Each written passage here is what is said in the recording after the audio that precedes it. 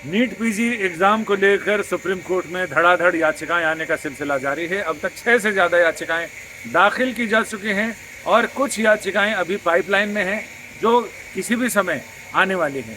ये अलग बात है कि इन सारी याचिकाओं पर फिलहाल सुप्रीम कोर्ट ने पहली सुनवाई के दौरान स्पष्ट कर दिया कि अब 8 जुलाई को जब ग्रीष्मावकाश के बाद सुप्रीम कोर्ट खुलेगा तो उस समय जो नियमित पीठ होंगी वो इस मामले में सुनवाई करेंगी। हमारे साथ एक और याचिका जो अभी दाखिल की गई है, कांग्रेस के प्रवक्ता आलोक शर्मा की ओर से ये जनहित याचिका है।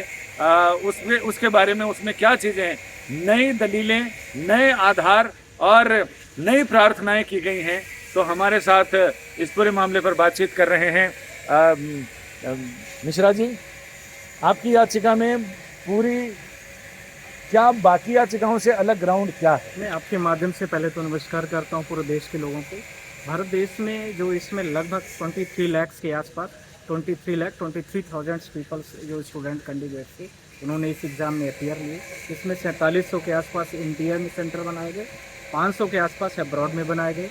इन सारी चीज़ों को देखते हुए आपने देखा होगा कि जो OMR सीट होती है जो एग्जामिनेशन में दी जाती है बच्चों को, जो स्टूडेंट्स एग्ज़ाम देते हैं उनको OMR सीट दी जाती है। उनमें जो उनका फाइनल टोटल मार्क्स आता है और उसके बाद जो उनको टोटल एग्ज़ाम के बाद यानी 4 मई के बाद 4 जून के बाद जो रिज़ल्ट आ रहा है, उस 4 जून के बाद के जो रिज़ल्ट की कॉपी सर्टिफाइड कॉपीज़ है उस पर उनका टोटल डिफरेंस है सर। अब इसका मैं उदाहरण भी देना चाहता हूँ, 4-5 उदाहरण बड़े छोटे छोटे समझ में आ जाए। पहला, कुछ कैंडिडेट ऐसे भी हैं जैसे मान लीजिए कोई 480 मार्क्स पाता है, 480 मार्क्स में उसकी OMR सीट का मार्क्स है। अब उसको जो सर्टिफिकेट मिल रहा है वो 400 मार्क्स का मिल रहा है। ऐसे ही किसी ने 316 नंबर पा रहा है OMR सीट में, पर उसको यदि ओरिजिनल सर्टिफिकेट दिया जा रहा है तो 300 नंबर की यानी 16 नंबर का वहाँ यहाँ पर घोच पोच है और उसके पहले वाले में अलग है। इसी प्रकार से बहुत सारे कैंडिडेटों का जिनका कम रैंक है उनको टॉप में लाया गया है, यानी उनका स्कोर ज़्यादा दिया गया है, और जिनका ज़्यादा स्कोर है उनको कम रैंक में दिया गया है। इस तरह के उदाहरण है। ये दूसरा है। तीसरा, इसी प्रकार से कुछ लोग फिजिक्स केमिस्ट्री में फेल हैं पर उसके बावजूद भी 12वीं के क्लास में उसके बावजूद भी वो इस एग्ज़ाम में उन्होंने टॉप किया है। इन सारी चीज़ों के साथ में छोटे छोटे और भी हमारे ग्राउंड्स हैं जो यह है कि जो 720 मार्क्स कैंडिडेट्स पा रहे हैं, 67 candidates which are having the top rank 722 out of 720, उनमें से वो 8 ही एक सेंटर के हैं। इसके अलावा उसमें 44 बच्चे ऐसे हैं जिनको ग्रेस मार्क दिया गया है, उसका कोई भी पैरीमीटर डिस्क्लोज नहीं किया गया है। इस पैरीमीटर के आधार पर ये सारी रैंक उनको एक्स्ट्रा मार्क्स दिए गए हैं। इसके साथ में यदि 1 नंबर बढ़ता है तो आपके माध्यम से मैं बोलना चाहता हूँ कि उनकी रैंक बहुत बड़े लेवल पर बढ़ जाती है, यानी हजारों के रैंक का वारा न्यारा होता है। इन सारी चीज़ों के साथ में मैं और भी बोलना नरेंद्र मिश्रा जी, आपने PIL दाखिल की है, तो हमारा सवाल अगला ये है कि जब खुद प्रभावित छात्र यहाँ आए हैं तो आपको लगता है कि PIL पे सुनवाई होगी?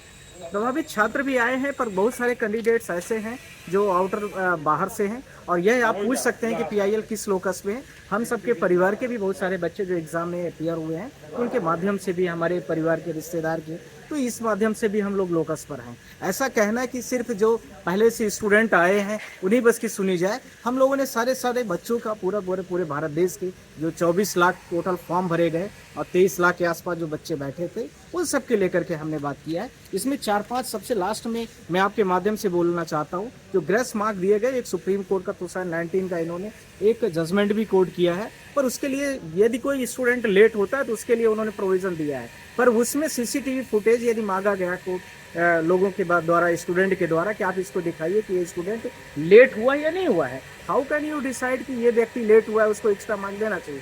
ये सारी चीज़ों का उनका कोई भी नहीं है। दूसरा, OMR सीट का लेकर के उनका और फाइनल ऑर्डर्स को लेकर, मतलब फाइनल कॉपी को लेकर के कुछ भी डिस्क्रिप्शन नहीं है। तीसरा, इसके साथ में जो बच्चा 12वीं फेल है वो कैसे पूरा का पूरा टॉप रैंक पर आ रहा है। पाँचवा, इसके साथ में इसके पहले यदि कोई बच्चा टॉप रैंक लाता था तो 720 में 720 नंबर पाता था, पर यदि 1 नंबर उसका कम हो गया तो 715 या 716 पाता था। इस बार 718 719 कैसे पा रहा है? इसी के साथ में एक ही सेंटर के इतने सारे बच्चे कैसे हो रहे हैं, 720 कैसे पा रहे? इसके साथ में और बहुत सारे हमारे ग्राउंड है जो पिटीशन पर हमने मेंशन किया। यानी अब इसमें एक बात तो ये है कि 8 जुलाई को इस मामले में अगली सुनवाई के लिए कोर्ट ने कहा है, लेकिन अभी भी कई याचिकाकर्ता इस उम्मीद में हैं कि कोर्ट के आगे एक बार फिर कहा जाए कि इस मामले में चूंकि काउंसलिंग पर रोक नहीं लगाई गई है, अगर काउंसलिंग एक बार हो गई तो फिर गेंद हाथ से निकल जाएगी और प्रक्रिया शुरू हो जाएगी एडमिशन की।